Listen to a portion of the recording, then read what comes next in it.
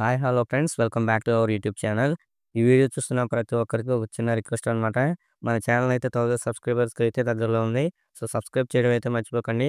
So, ఇక వీడియోలోకొస్తే మనకి AP diploma C23 కానివ్వండి, C16 కానివ్వండి, C20 కానివ్వండి, ఈ కరిక్యులమ్ స్టూడెంట్స్‌కి మనకి సప్లీ లేదా సెమ్ ఎగ్జామ్స్ ఎప్పుడు పెడతారనే డౌట్ అయితే ఉంది.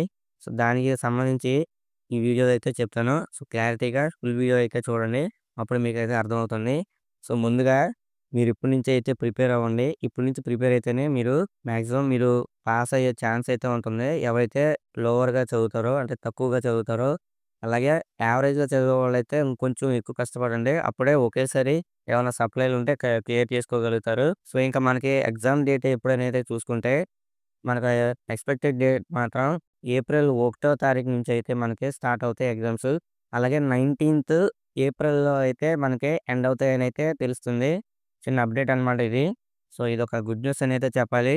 సో, ఎవరైతే వెయిట్ చేస్తున్నారో ఈ యొక్క సే సప్లై రిజ సప్లై ఎగ్జామ్స్‌కి గానివ్వండి, అలాగే సెమ్ ఎగ్జామ్స్‌కి గానివ్వండి, ఎంతమంది వెయిట్ చేస్తున్నారో ఈ యొక్క వీడియోకి లైక్ చేయండి. సో, అలాగే ఇప్పటి నుంచి కూడా ప్రిపేర్ అవుతూ ఉండండి. అప్పుడే మీరు పాస్ అవ్వగలరు ఏ సబ్జెక్ట్ అయినా.